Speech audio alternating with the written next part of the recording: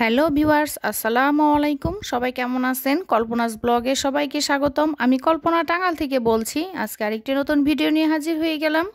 আশা করি ভিডিওটি ভালো লাগবে। ভালো লাগলে প্লিজ ভিডিওর শুরুতে একটা লাইক দিয়ে ভিডিওটি দেখা শুরু করবেন। তো এখানে মুরগির মাংস রান্না আর কি, আর হচ্ছে পরোটা। তো বাচ্চারা তো মাংস হলে বলবে পরোটা করে দাও। তো আসলে মাংস দিয়ে পরোটা খেতে কিন্তু ভীষণ ভালো লাগে, সেটা মুরগি হোক আর গরু হোক। তো এখানে মুরগির মাংস দিয়ে আমরা 3 মা আমি নিছি আর কি, নাস্তা হিসাবে আর কি খাবো। তো এখানে হচ্ছে মুরগির মাংস আর হচ্ছে সাথে পরোটা। তো এটা হলে তো খাবারটা একদম জমে যায়। বাচ্চারা তো পরোটা খুবই পছন্দ করে, কিন্তু এই গরমের কারণে পরোটাটা একটু কমই খাওয়া হয়। তো এখন কয়েকদিন যাবত যেহেতু একটু ঠান্ডা ঠান্ডা ওয়েদার, তো ভাবলাম যেহেতু বাচ্চারা পছন্দ করে আর মুরগির মাংস রান্না করা আছে, তো একটু পরোটা করে দেই। তো এখন 3 মা মেয়ে মিলে আর কি খাইতেছি। তো খেতে কিন্তু ভীষণ মজা হয়েছিল। তো পরোটার সাথে আলু ভাজি বলেন, তারপর হচ্ছে যে কোনো মাংস রান্না বলেন, খেতে কিন্তু ভীষণ ভালো লাগে।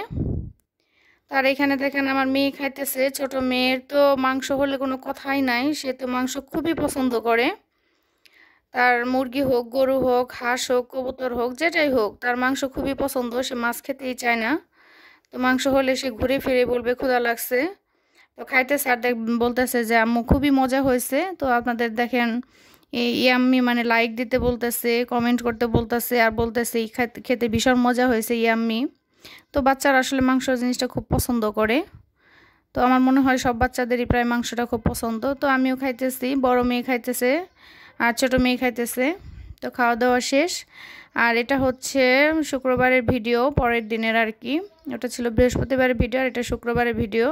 তো আমাদের বাসার সামনে গরু জবাই করে, তো আমি 2 কেজি মাংস আনতে গেছিলাম, বলে রাখছিলাম আর কি 2 কেজি মাংস দিতে আর আধা কেজি কলিজা দিতে। তো কলিজা নাকি প্রায় শেষের দিকে, আমার যেতে একটু দেরি হয়েছে।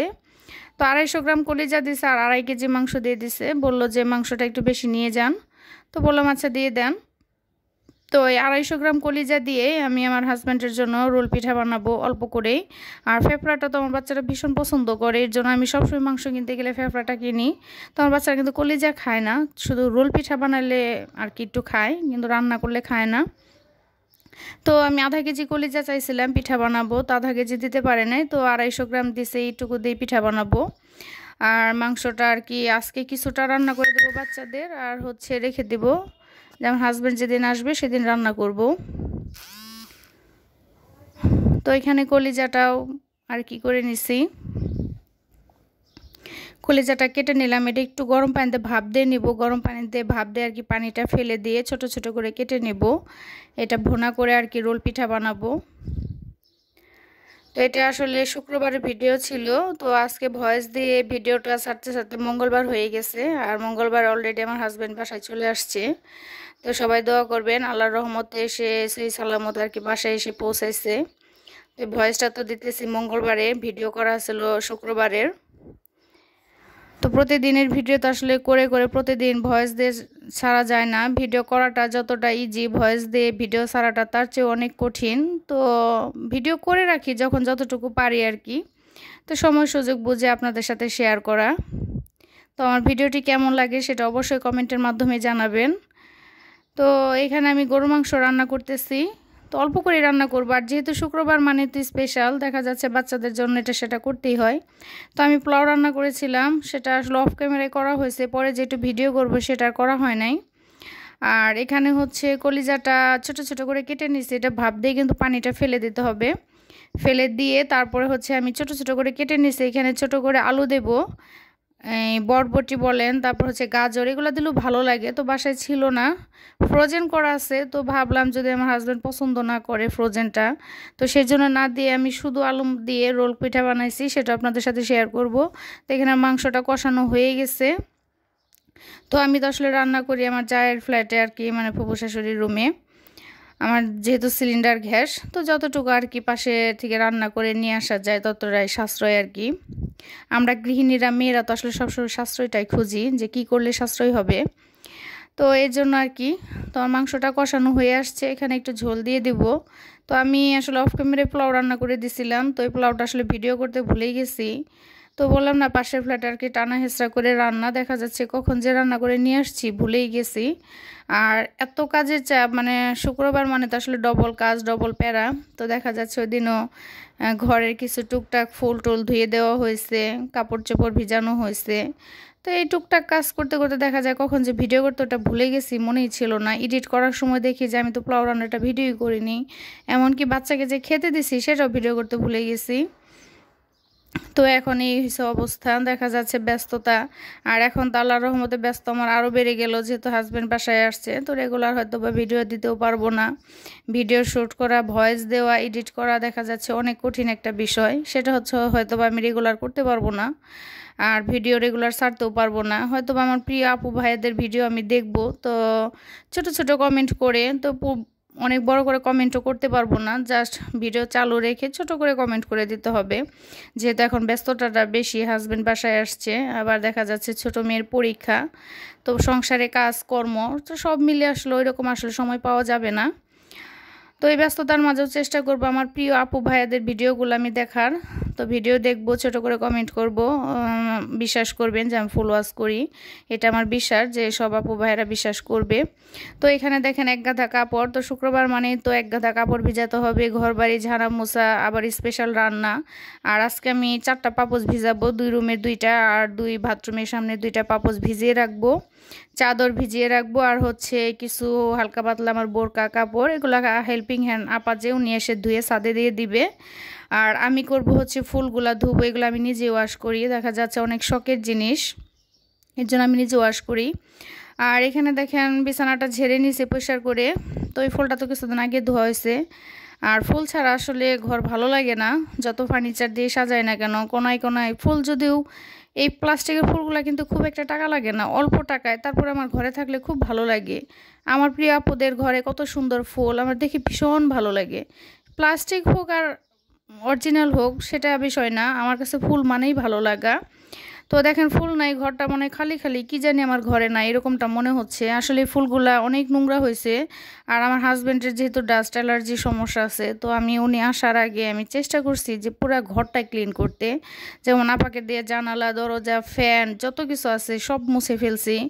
এই আর্টিফিশিয়াল ফুলে থেকে অনেক সময় ফ্যানের বাতাসে হয়তো বা নোংরাটা উড়ে যেতে পারে তার নাকে, তো হেঁচে উঠতে পারে, সেই জন্য আমি ফুলগুলা ক্লিন করে নিলাম। ফ্যান ঘর বাড়ি সব কিছু ক্লিন করা হয়েছে, যাতে করে এই ধুলাবালি, আর যারা বিদেশ থাকে, বিদেশ তো আসলে ধুলাবালি নাই, তো তারা দেশে আসলে এমনিতেই দেখা যাচ্ছে ধুলাবালি প্রবলেমটা হয়। তো যতটুকু পারছি আর কি চেষ্টা করছি ঘর বাড়ি ক্লিন করে রাখতে, ফুলগুলাও ধুয়ে ফেললাম। তো এই জিনিসগুলো আসলে কিন্তু আমার খুব শখের, যদিও এগুলোর মূল্য খুব একটা বেশি না, অল্প টাকায় কেনা, কিন্তু তারপর আমার খুবই শখের। আর এগুলো আমি সবসময় নিজে ওয়াশ করি, এগুলো আমি আপাকে দিয়ে ওয়াশ করাই না। এখানে স্ট্রবেরি, আঙ্গুর, আম, ফুল যা ছিল আর কি। আর এই চুড়ি দিয়ে এটা বানানো আমার হাতে বানানো, কিন্তু আজকে আমি এগুলো ধুইতে যে মানে বালতিতে কিভাবে যে ভিজাইতে গেছি, তো আমার শখের জিনিসটা ভেঙে গেছে। আর এখানে গরম পানি, এখানে আমি এই তো পাপোশ চাদর এগুলো ভিজাবো, আর এইগুলো তো আমি ঠান্ডা পানি দিয়ে ভিজাইছি। তো এগুলো ওয়াশ করার পর এত সুন্দর লাগছে, মানে খুবই ভালো লাগছে। আর এটা আমটা দেখেন, এই আমটা কিন্তু একটা আম কিন্তু আমার বুড়িমা কামড়ে শেষ দিছে, মানে সে ম্যাঙ্গো খাবে, তো একটা আমকে সে খুব কামড়াইছে, পরে এটা আমি উপরে উঠে দিছি, আগে তো নিচে ছিল। আমার বুড়িমা নাগাল পেতো, দেখা যাচ্ছে হাত দিয়ে পেরে বলবে ম্যাঙ্গো দাও ম্যাঙ্গো দাও, এই বলে একটা কামড়ে দিয়েছিল, তো তারপরে থেকে উপরে উঠে রাখি। আর এখানে আমার মাংস রান্নাটা হয়ে গেছে। তো আমার আসলে পোলাও রান্নাটা ভিডিও করতে মনেই ছিল না। তো আজকে যেহেতু শুক্রবারে মানে ভিডিও, তো শুক্রবার অনেক কাজ থাকে। তো এতক্ষণ ধৈর্য ধরে যারা আমার ভিডিওটি দেখতেছেন তাদের অসংখ্য ধন্যবাদ। একটা লাইক দিতে ভুলে গিয়ে থাকলে প্লিজ একটা লাইক দিয়ে নেবেন। আর চ্যানেলে যদি নতুন হয়ে থাকেন তাহলে ছোট্ট চ্যানেলটিকে সাবস্ক্রাইব করে আমার পাশে থেকে যেতে পারেন আমার বন্ধু হয়ে। গতকাল আমি কাবাবের ভিডিওটা দিছি, আমার সুন্দর সুন্দর আপুরা অনেক সুন্দর করে কমেন্ট করছে যে অনেক আপু তো এইভাবে কাবাব বানায়। তো হ্যাঁ আপু, চিকেন মানে বিফ কাবাবটা সত্যি অনেক মজা হয়েছে। আর প্রিয় মানুষের জন্য মন থেকে ভালোবাসা দিয়ে বানাইছি, তো খেতে আরও ভীষণ মজা হয়েছে, মানে মনোযোগটাও বেশি ভালোবাসাটাও বেশি আর কি। তো তো এখানে দেখেন আমার বুড়িমাটা কি সুন্দর খেলা করতেছে, তাকে বলতেছে আম্মু বিছানাটা নোংরা করো না, বিছানাটা গুছিয়ে রাখছি, তুমি নিচে খেলো। এটা বলা মাত্র সবগুলা খেলনা সে খাটের উপরে উঠিয়ে দিছে। মেহেবুব আপু, দেখো তোমার পুচকে আম্মু কত দুষ্টু হয়ে গেছে, তুমি প্রায় ভিডিওতে কমেন্ট করো যে আমার পুচকে আম্মুকে কেন দেখাও না। আসলে সবসময় আমি যখন ভিডিও করি তখন দেখা যাচ্ছে পুচকে আম্মু আমার রুমে থাকে না, আর গরমের মধ্যেও দেখা যায় বেশিরভাগ সময় এসির ভিতরেই থাকে, হয়তো রুমে একটু কমে আনা হয়।